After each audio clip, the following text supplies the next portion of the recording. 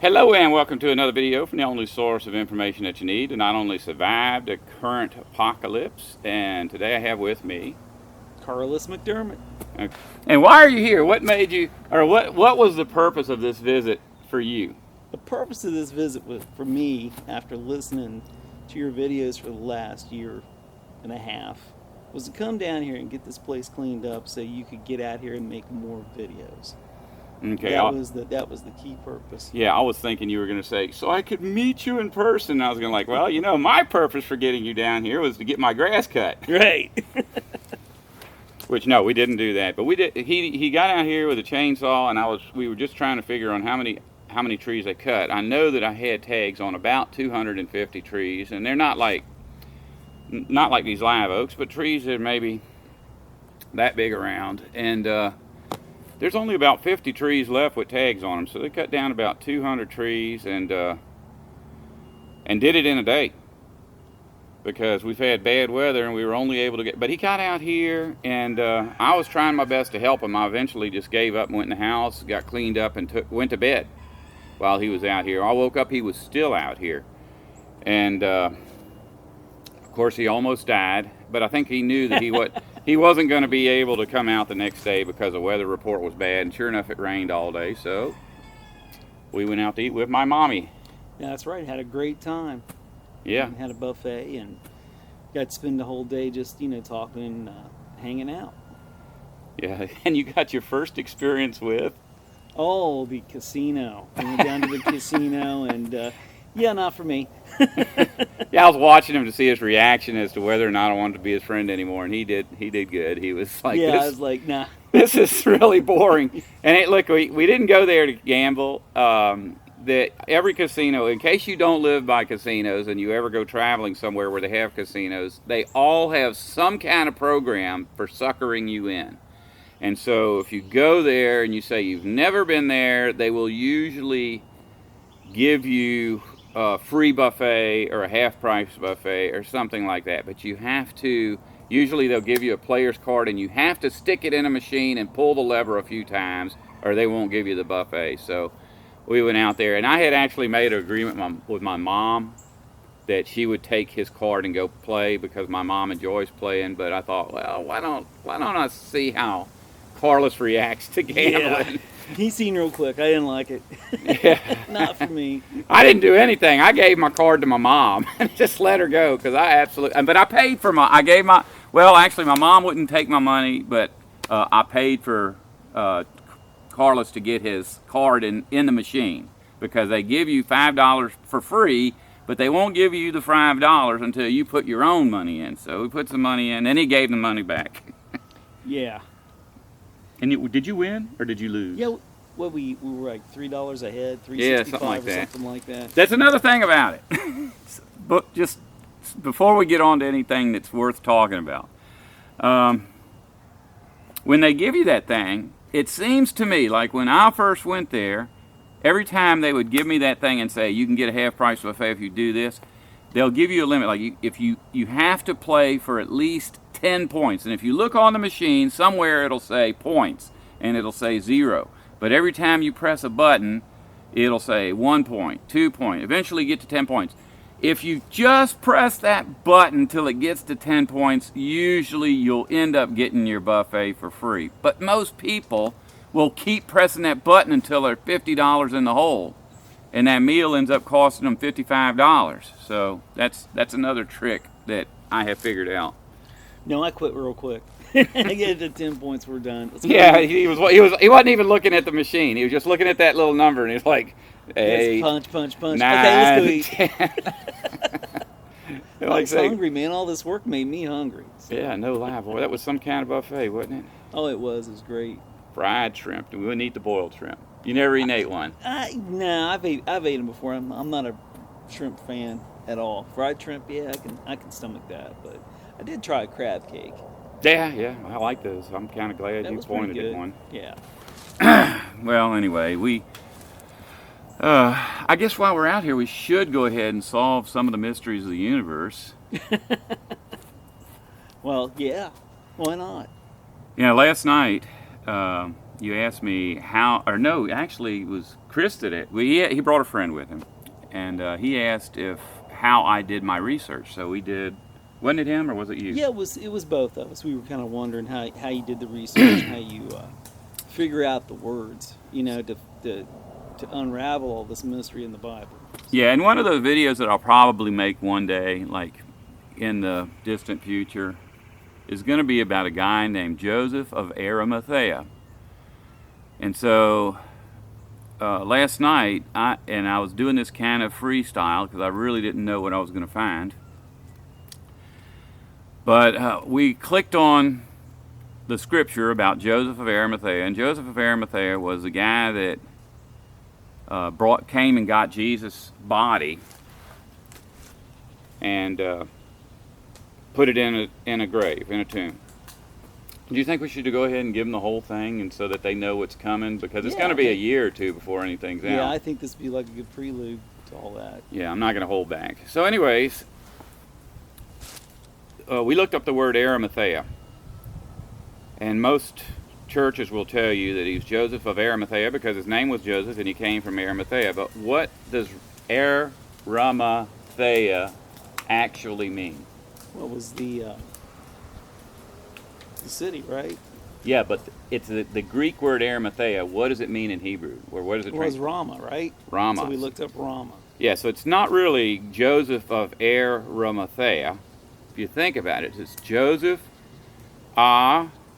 Arimathea, because Rama is a Hebrew word, and Greek the Arimathea is the Greek version of the word Rama, which brought us to the Old Testament. So the Old Testament has several verses about Rama, which is about Rachel and her kids dying. And when you look up Rama in the New Testament, it says that when Jesus was born, that the Magi tricked Herod, and he got mad, so he'd ordered that all boys under 2 years old be killed.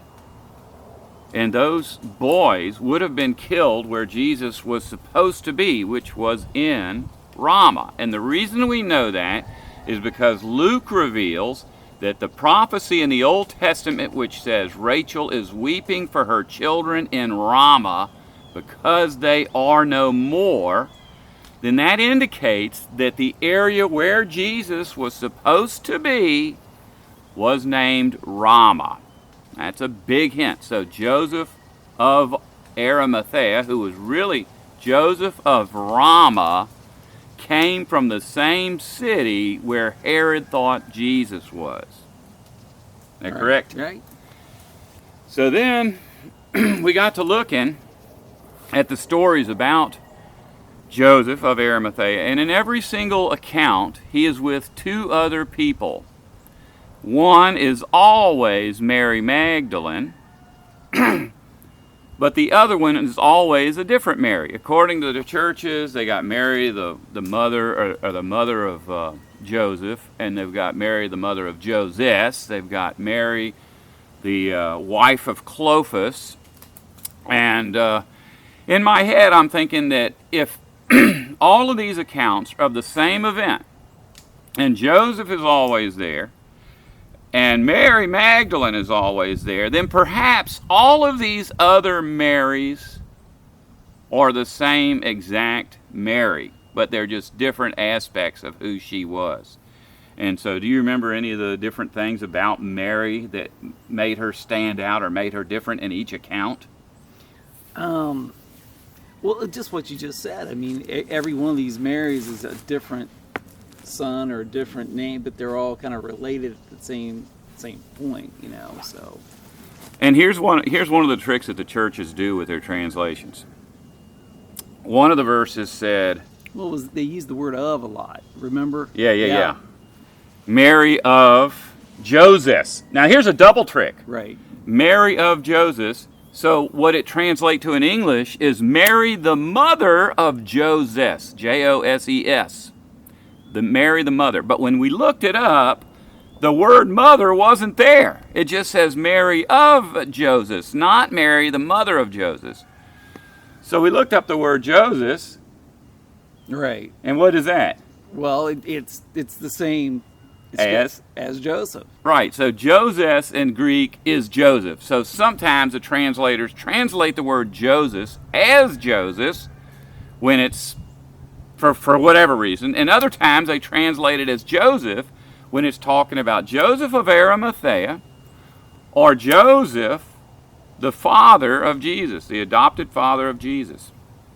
So here we are, we're told it's Mary of Joseph instead of Mary, what it should properly be, which is Mary of Joseph. That's the part that gets so tricky and confuses so many people. I mean, what we just talked about, even when I'm sitting here listening to you talk just now, it's confusing. It's very confusing, and this is what I think tricks people up and it maybe even turns them off of the Bible and everything else. They get so confused, it's so overwhelming, but it can be sorted out. Yeah, did you ever go to church when you were younger? Yeah. So have you ever heard stories about Joseph of Arimathea? Yeah, I've seen even videos and movies about him. He's this rich guy. He's this friend of Jesus's, and he's a shipping, I think, tycoon or something like that in the ancient world. And yeah, right, because Arimathea is supposed to be in Phoenicia. Right. The Phoenician Empire was about shipping, and so he's rich. He's from Phoenicia, but he's not really. We were able to determine.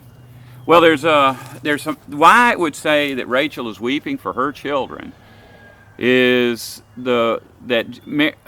she died in childbirth on the road to, was it Bethlehem? Yeah, it was Bethlehem. Rachel died on the road to Bethlehem, giving birth to Benjamin. And so here we have a connection between Rachel and Bethlehem. And then we also have a connection between Jesus and Ramah, and we have a connection between Joseph and Ramah. Now, another clue about who Joseph of Arimathea is that at one point Mary is described as being of Clopas. And so we don't know who this man Clopas is, Mary of Clopas. Well, we would imagine that Mary was the husband of someone named Clopas. But that word Clopas is not a proper name. It's a description. It's a noun, and it means glory of a father. It's like, why would she be Mary, the wife of someone known as glory of the father, who's named Joseph, right, who's from the same city Jesus was from? And it's like, okay, here I am. Now, here's the thing that you need to know. The stuff that I talk about is stuff that's so easy to prove. And what really makes it easy to prove is that when you look this stuff up in any kind of religious literature, that stuff is nonsense compared to what I say. Well, you pulled the book out last night, that little Bible you had that had all the stuff about Joseph. Oh yeah. That's like my favorite all-time Bible currently, as far as what I like holding in my hand, looking at and reading, is called the St. Joseph edition. I think it's the New American Bible or American something Bible. And when you open it up, it says this Bible is dedicated to St. Joseph, who was such a good man because he took Mary, and according to the Bible, he never had sex with her, and she never had sex with anybody, and baby Jesus was born through a miracle because Mary, the mother of God, would never have sex. And she ended up with a man who would never have sex. And they got little depictions all through this, little illustrations of him, little quotes like that. He was virtuous because of this, and this. And, in reality, that's kind of a farce because he was just a normal guy. Yeah, and there was nothing in the Bible to support any of this. Right. Thank you. Yeah, it's like it was a prayer, right? Like, right. Thank you, St. Joseph, for making it rain and all this kind of all crazy. The silly stuff for our crops coming in. And yeah. But anyways, I think everybody by now is probably starting to figure out who Joseph of Arimathea is. In our day, just like in that day, if someone dies and they're executed, the body is not just given to whoever shows up and says, give it to me. It's given to the family.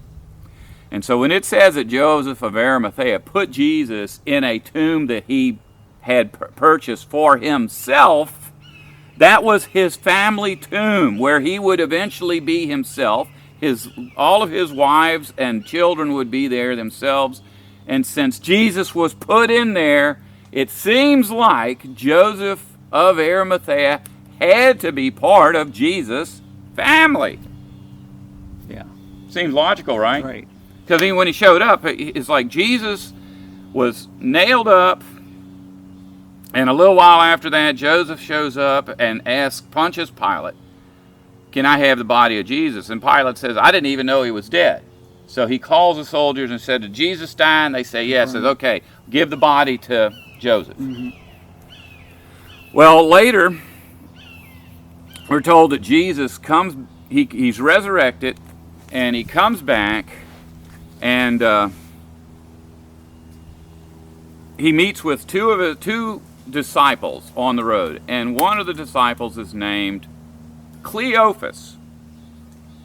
Well, Cleophas is just a different form of the word Clophas. Like one means the glory of a father, and the other one means like a father. So once again, here is a person who's not named, but he's called like a father. So once again, we're getting this image of somebody that Jesus is interacting with who is like a father, and he's rich.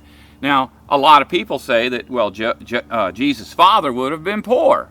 You know, Jesus didn't have anything. But according to Jewish law, an adopted son could not adopt the land of the adoptive father.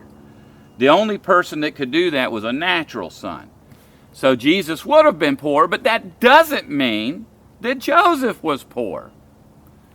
Right. So who do you think Joseph of Arimathea is? He's Joseph.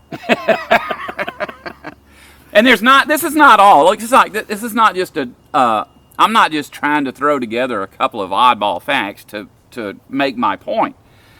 When Jesus was preaching, and people didn't believe he was who he said he was, they said, "Is this not the carpenter's son?" Right. Well, that's obviously not right. What it says is, is this not the son of Mary, his mother? It doesn't say anything about him being a carpenter. That's only in our English Bibles. He's called a tectone, and tectone is like a storyteller. Teknon is like a child. It's like someone who raises children, that becomes basically. one of the big teachings of the church. He was a carpenter, when he really wasn't. That's...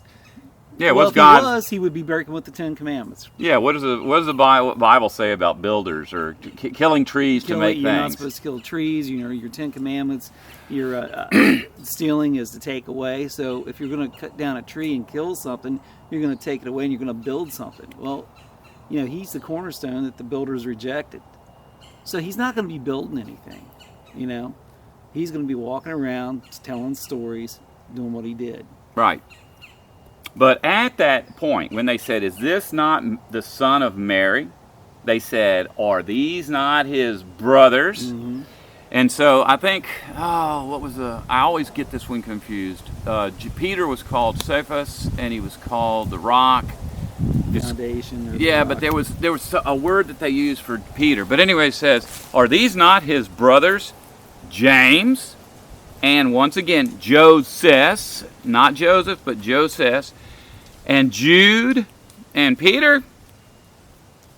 It's like, those are the names of the guys that are the sons of Joseph. Correct me if I'm wrong, but didn't they even name another brother or husband to Mary?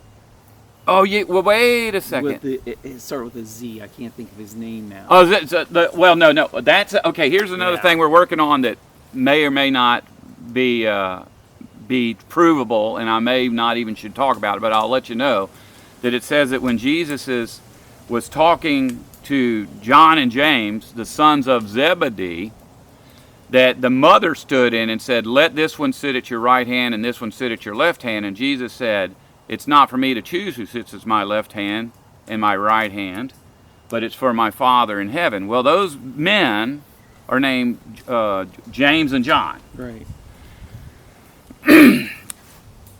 The mother of Zebedee, or the children of Zebedee, who were the children of this woman, may very well have been Jesus's stepbrothers. Yeah, half-brothers. Yeah, half-brothers. Half-brother, stepbrother, yeah. Yeah, right, because it's possible that Mary had Jesus by Holy Spirit, and she had Jude and this other guy by Joseph, and then she had 2 children by Zebedee. That really kind of blows the whole thing out of the water about Mary, the Virgin Mother of God. That's, she had children by more than one man, and they were his apostles. And we just come across this kind of last night, just playing around, just trying to learn words and how he does his process. Yeah, see, I didn't know this. And another thing I thought about is it says that it's not Jesus' sisters, and it mentions that when Mary and Jude and Joseph were standing there, that they were there with his sister named Salome, which Salome means peace. It's shalom. It's from the Hebrew word shalom. So we know also that Jesus' sister was probably named Salome. Yeah, possible sister there. There was just so much. Every time we clicked on a name, it would bring us to a dozen scriptures. It's like it's endless. It's just so endless. And what I think it does is humanize these people and make it more real as you go along, and takes this supernatural element, not totally, but it does. It humanizes them. Yeah, and the makes church it is so much easier to understand and put your mind back in that time period. Yeah, the churches want you to believe that Jesus was God, and that Mary was the mother of God, and that Jesus never had sex, Mary never had sex, none of his brothers and sisters had sex, and that all of the apostles who were had the same names as his brothers were not the same as his brothers. And another teaching I've seen is when it says that Jesus had a brother named James, and a brother named Jude, and a brother named John, and a brother named Joseph, that those weren't really his brothers, those were his cousins. Well, when you watch movies, any kind of movie I've ever seen about the life of Jesus, it's always he runs on to Peter and all the guys fishing, and oh, come on with me, and they hear these they're total strangers, and they just follow him. Yeah, that's they like knew him. This shows that they really knew him. There was a reason they're following him. They were prepared and almost like they knew that this was the time to go follow him. Yeah, there's really not very many details about Jesus picking his apostles. It just says he went down the boat and he said, "You guys, come on, it's time." And that actually makes sense. It's like he had been sitting around in his family's living room talking to all his brothers and half-brothers, his mother, his adopted father, and his brother's other father, Zebedee, who he may have grown up with. Joseph may not have even been in the same house. But he's just talking to them all the time, and they're like, "When are we going to do this, Jesus? We got to do this, Jesus." And so one day he walks down to the pier where he worked, and there's all his brothers on the boat, and he says, "Okay, guys, it's time." And that's basically the way it seems to me from the account. Right. Well, and then even at his funeral, we got to talking about that. I mean, anytime you watch a movie, or your mind is already programmed to think, well, there's just a few people there. Well, really, were there just a few people there, or were there a few thousand people there? And you got to think this is during the Passover, and here he's got thousands of followers outside the city. I mean, he's drawing crowds of 5,000 people. He's going to have a huge funeral, I would think. Oh yeah, and another problem with that is the way they word it. It's like Joseph took the body and he put it in a tomb, and Mary Magdalene and Mary, the mother of Jesus, saw where they put him. It's like Joseph snuck the body away, and if his mother hadn't been paying attention, she'd have never known where he was. So they sneaked around and followed Joseph. That's not what it's talking about. It's talking about a viewing of the body. Joseph, his mother Mary, and Mary Magdalene, for some reason. Well, this is why they would embalm him and put aloes and stuff on him too. They're going to lay him out so people can see him. Before they put him in there, they're going to do probably a procession like they do modern today in Israel or any of those countries, and you're going to have crowds seeing him as he's being carried through to his tomb. Well, here's the thing. So they're going to clean his body up. They're going to make him presentable. All of the stories about Jesus' execution, well, in particular, the stories about Jesus' burial, all of the people mentioned seemingly are the same people mentioned over and over again. And they're all spoken of as viewing the body and embalming the body. It's something that would have been done by the family. There's no way in the world that only this Mary and these two Marys were going to do all of this stuff, or with Marys and Joseph were going to do all this stuff, unless there was something special about Mary the mother and Mary Magdalene and Joseph. These were all his family. Now, a lot of people speculate that Mary Magdalene was actually Jesus' wife. And it's possible that Mary Magdalene was his sister that was always with him, but it doesn't say that. And seemingly, Mary would have been Jesus' girlfriend, because I don't think Jesus would have ever gotten married. He spoke out against marriage, and the Bible itself speaks out against marriage. I don't know if he ever actually did. But another thing that we, what was it? Well, we talked about the tomb too. This is a family tomb. Well, the stone. Yeah, the stone. I mean, you were talking about, it uses the word, we didn't talk about this. When they rolled the stone, they called it a megastone. Right. And the word mega, I looked up, the Greek word mega is like our English word mega. It's the biggest of the biggest. And so you think about it, it says Joseph rolled a stone in front of the tomb. Well, how could one man roll a mega stone in front of the tomb? And in fact, when Mary Magdalene and Mary, Jesus' mother, were going to embalm him, they said, who are we going to find to roll a stone out from in front of the tomb? Mm-hmm. So this was not something that two ladies and an old man would be doing by themselves. There had to have been a whole lot more people there to help do this.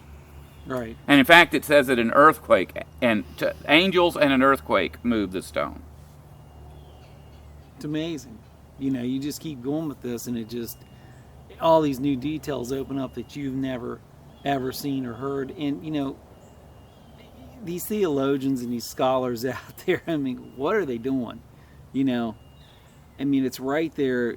There's nothing, no word trickery, nothing we're doing when we was looking that up, but just reading what's there, and it's in the details. It's just you've got to be really scrutinize those details. Well, a while back I got a thing called Reader's Digest book of who's who in the Bible, and you can look up any name that's in there. But I've also got this book from when I was a Jehovah's Witness. It's called I can't remember the name of it, but it's like an encyclopedia. It's a 2-volume thing. And I looked up Mary, and it lists 6 women in the New Testament named Mary. So I went on Wikipedia and I looked up Mary Bible, and it said that the Catholic Church acknowledges 6 women named Mary in the New Testament, and the Protestant Church also lists 6 women named Mary. In my searching the Bible, I see no evidence for more than 2 Marys in the entire Bible. Because, one of them is when Jesus went to resurrect Lazarus, it says that when he got there was 2 women, Martha and Mary. Those were the sisters of Lazarus. And in one account, Martha sees Jesus, but Mary won't come out to Jesus. So she goes into the house and tells Mary, the teacher is looking for you. Why was he there looking for Mary? Because Mary, the sister of Lazarus, was Mary Magdalene. And so later in another account, or maybe part of the same account, it says Martha and Mary are preparing a meal for Jesus, but Mary won't go away from Jesus. She's staying with him. And so Martha goes to Jesus and says, look, Lord, I'm really working hard here. Tell Mary to come help me. And Jesus is like, no, I'm not sending Mary to help you. She's doing good over here. So I really believe that Mary Magdalene was Jesus' girlfriend, and it was, in other words, Lazarus was like Jesus' brother-in-law. So that's why he went there in particular to resurrect Lazarus, as opposed to resurrecting everybody else that was dead. But the Mary that was there was the same Mary as Mary Magdalene. Now, we're told Mary Magdalene was Mary Magdalene because she came from a city called Magdal in Phoenicia. Right. And it's like there was no city named Magdal in Phoenicia. That's a recent thing that somebody made up just to make the story of Mary Magdalene have more importance. There was no city there, but Magdal is a Hebrew word which means tower, and so Magdalene means tower person. So somehow And in the Bible, it doesn't say her name was Mary Magdalene. It says her name was Mary, the so-called Magdal. So the Magdal was the tower. She was called, that was her nickname, the Tower Woman. If we go back into the book Song of Psalms, it's a story about a sundial and the sun and the moon going around the sundial, and the sun is like a man, and the moon is like a woman, and the man is chasing the woman around. And it says her forehead is like a Magdal, her neck is like a Magdal. So this woman that's being chased by this man is like another Tower Woman. Same thing. The story repeats. It's pretty cool. We don't have too many details about Mary Magdalene other than one thing. That Mary Magdalene is the woman that Jesus removed 7 wicked spirits from. So there's just 2 Marys. Mary is his girlfriend and his mother. And the Mary that was Lazarus' sister is the same as Mary Magdalene. The wife of Clopas, that's the wife of the father figure. The wife of Joseph, that's Mary, his mother. Joseph of Arimathea, that is Joseph of Ramah, Jesus' hometown. It's Joseph, Jesus' stepfather, or adopted father. You know, and if we look outside of the Bible at the Gnostic Gospels, there's a book called the Book of Mary, and it's very fragmented, and it talks about basically her being his chief disciple. She's held in reference over all the other disciples, and the point where there's almost jealousy between the disciples because she is held in such high regard. And see, like that book is not in the Bible. It may not be true, but but at the same time, the Bible does not contradict that, and it supports it. Because later in the Acts of the Apostles, there's a woman named Mary that's one of the primary women in the Bible. And another woman that's named Salome that is taking care of a lot of responsibilities. So this woman that is called the daughter of Mary would have been Jesus' sister, who was the same Salome that showed up in the Acts of the Apostles. Mm-hmm. It's crazy, isn't it? Yeah. It just goes on and on. I mean, and this is what's the most important thing for me, and even why I come down here to cut these trees and help him out, to give him more time so he don't have to be out here worrying about this stuff, because I don't have the time to sit and dissect this stuff. Like, this is my whole thing was coming down here, so give him more time, get this place cleaned up so he can sit and dissect these words and figure this stuff out, because we were sitting here for maybe an hour last night and come up with this stuff, and it's there, it's in the details. It's just taking the time to get it there and start really looking at this stuff and scrutinizing it. And the more stuff comes out, the more real this is going to be to everybody, because the Bible is real. I mean, that's the bottom line. The more I go and look at other things outside with what's going on in the world today, it brings me full circle back to this right here. It's all real. You can't deny it. It's just overwhelming at times. It's mind-blowing.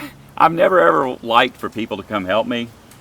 And I'm looking out here, and you were obviously in a lot of pain and just trudging along, throwing these logs onto the fire and cutting logs and throwing logs on the fire. And I'm looking at you, and I said, "Oops, he's got the easy part. Yeah. He just makes the stage look nice. I'm the one that's got to write this stuff, and then I got to set up cameras." I mean, it takes him hours to do this stuff. That's the crazy part of this. It does take hours, a lot of prepping, a lot of preparing. Me and him's been talking for the last year or so, and I know what the detail in how he puts all this stuff together, and he needs more time. That's why we're down here cutting trees. This is the most important stuff there is. There's nothing more important than talking about God, period. You know what? I'm glad you just went into that little rant, because I had to. I've got to ask if there's any. Look, I already said that he cut down about 200 trees, and there's about 50 left, and I don't know that I can do that by myself. I do want to get out here, and I think I can mow this by myself with my mower now that we've got most of this cleared out. But if anybody is willing to come down, and I've already got a few that are in line ahead of you, but if you're willing to come down and sit in front of a camera like we're doing, I will give you the special privilege of cutting my grass or pruning my trees or whatever, anything you can do to help so that I can get back to what I'm supposed to be doing. But I plan on staying with this project now that he's got this started. I'm going to stay, even if no one shows up, I'm going to be out here cutting these trees and pruning these trees. And I think we got you in a good spot where at least now we've opened up some area out here. We've got this this place where you can actually get out here and do something with it. Well, it's amazing. Now it's manageable. We got more light coming through, and just even to do a little bit at a time. There may be 50 to maybe 100 trees left out here. I don't know, but it's not that much. I mean, we knocked out a good portion of the day, and if my chainsaw had cooperated a little bit more with me and the weather had been good, we'd probably have cleared this. God broke your chainsaw. Yeah. To keep you from dying. I was out of gas at the end of this, He was So talking. was my buddy Chris. He was helping me out a little bit, but Yeah, we went out to eat yesterday, and he was talking about where can we go to get parts for a chainsaw. I said, well, you can go home. Get them when you get to the house. Oh well, yeah. I hope that anybody listening to this information about Joseph of Arimathea realizes just how earth-shattering this is. We've got 6,000 years of nonsense, and since Jesus has died, there's been 2,000 years of nonsense, and millions of religious leaders around the world have gotten rich making up stories about the rich man Joseph of Arimathea. It was probably 3 years ago somebody asked me what role did Joseph of Arimathea play, and I said, I've never really thought about it, but I think that's Jesus' dad. He raised the guy. That's what he did. right. And going back to even we were talking about the family tomb there, how they would buy a tomb for the whole family, lay a body out, it would decay, they put it in a box, and then you'd have a whole family in a tomb. So the tomb he bought was for the whole family. More than likely that was the tradition. Let me tell you something. There's this guy, he's a Jewish archaeologist, or I don't even know if he really is an archaeologist or just a TV personality. But he went somewhere and he actually found a tomb, and in that tomb was a box. What do they call those things? Sepulcher? Yeah. And on the side of it, it said, Jesus, the son of Joseph. And then next to it was Mary, the wife of Joseph. And next to that was James, the son of Joseph. And next to that was Jude, the son of Joseph, or something like that. And they examined all of this stuff, and this guy said that absolutely had to be Jesus Christ. There's nobody that could have all of these names match up perfectly with the names from the Bible. And so some archaeologists, some real, actual, reputable archaeologists were interviewed, and they said all of those things are real. They're all first century sarcophagus. The only problem we found was that the one, not sarcophagus, sepulchre. Yeah. The only one that seems to have been tampered with is the one that says Jesus, son of Joseph. The carving on it is obviously new. Someone tried to age it artificially with acid or something like that. But the rest of them are real. So it's very possible that the tomb Jesus was laid in has actually been found, but Jesus wasn't really in there. But all of those other people were. See, I just thought that up. Yeah. Yeah, we didn't talk about that one last night. But here the thing is, now you think, why don't you just go in there and write the script for that? Well, that's not the way it works. While we were doing this, I wasn't taking any notes. Which means now, for me to make an actual video about Joseph of Arimathea, I have to go back and re-look up all of that information, which is going to be a lot easier now that we've already looked it up. Right. And I'm going to have to copy and paste tons of notes. Probably take me 3 weeks just to get the notes all down. And you'll probably discover 10 more things that we didn't even see last night. That's the important part of this whole thing. It really is.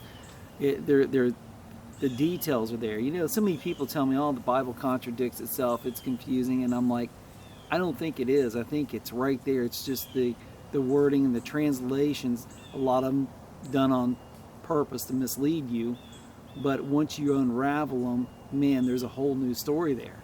That's what keeps me coming back every week watching his videos, because there is another story there. We didn't get all the details. Yeah, well, there's like a whole bunch of Jameses. Well, at least there's two Jameses. There's James, the brother of Jesus, and then there's James the apostle. And most churches or religions recognize James that wrote the book of James as being the brother of Jude, which would not be the brother of John, which is not necessarily true. Just because there's a James in this book who is the brother of John, and then later there's a James who's the brother of Jude, does not mean that these are two different Jameses.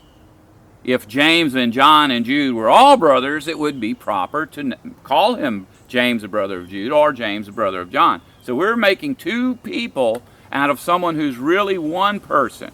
And if you read the account, James does not call himself the brother of Jesus, but the brother of Jude and the disciple of Jesus.